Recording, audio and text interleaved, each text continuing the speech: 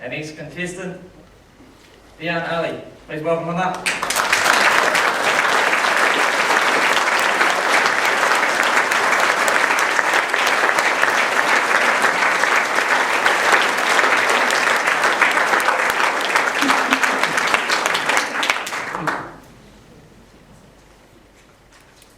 My first and last scuba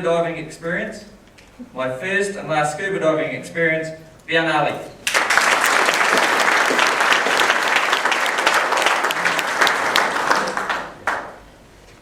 Imagine this.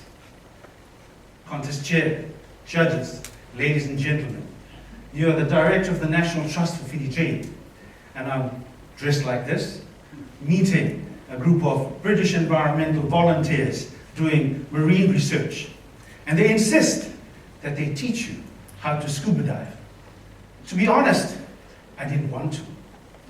People have this silly notion that we Pacific Islanders are natural swimmers and divers because we live on little islands surrounded by thousands of miles of sea, that we practically live in the water like mermaids. But there are some Pacific Islanders, like yours truly, who are not swimmers. We are dog paddlers. We float on water. We don't dive underwater.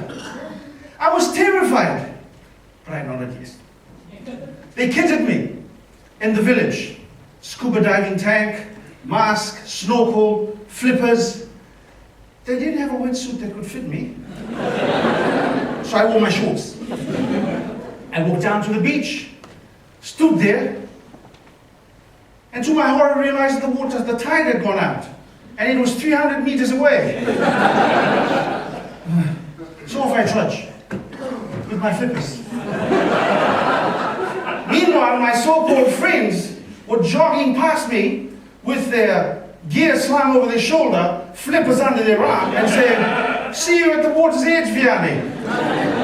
Thanks a lot, guys. I get to the water's edge, and they're all in waist-deep water, going through safety procedure. And I remember the hand signals. This is go up, this is go down, this is how are you, and this is I'm very fine, thank you. And this is I'm running out of oxygen, I'm about to die. After we got those formalities out of the way, we went deeper into the water. In the jacket, there are places we can put lead bars in so that you can dive. And try as I may, I could not dive more than a meter. They all lent me, one bar each. And they tucked it in my shorts, my underwear, everywhere. And still I couldn't dive. The instructor looked at me and said, "You're too buoyant." Buoyant? I've been called many things in my life. This was the first.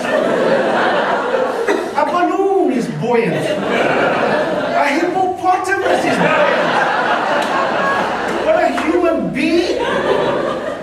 Hang on, did she just call me fat? One of the young divers had to run back to the village and get more lead. They stuck it into places I'd never been stuck before. That I could have been an anchor for a fairly large ship.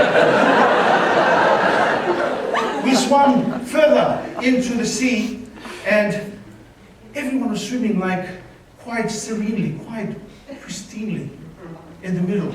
Imagine National Geographic Channel. Meanwhile, I wasn't doing the same thing. There's a valve in your suit. You go, and you go up, and you release the air. You go down. So while they were doing this, I was doing this.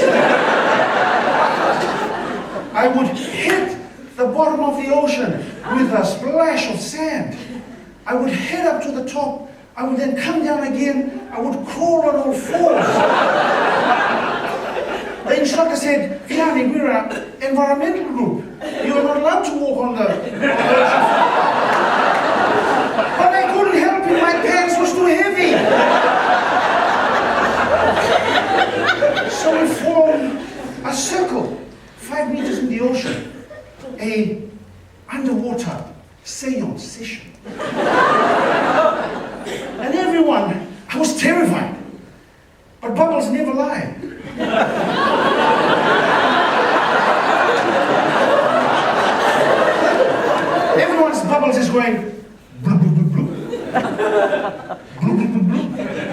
And mine was going. It went into my nose, it went into my face mask, it went into my ears. The lady says, "Are you okay, Viane?" I said, "Yes." Next thing I know, I'm alone. "What's the problem, Viane?" I say, "No problem, I'm okay." "No, Viane, this is go up, I'm in trouble. This is okay." I thought, I wanted to dive to the bottom of the ocean, hide under a rock. But I was too buoyant. Next thing, a diver appears and says, "Shark!" My friends, I wanted to have lunch. I didn't want to be lunch.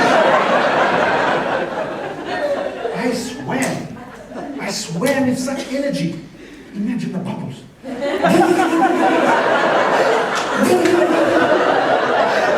get the picture. I swam with such speed, I left my trousers behind. I swam with a love not for swimming, a love for life. I kept swimming even when I hit dry land. Did I enjoy it? In a self-flagellating way? No.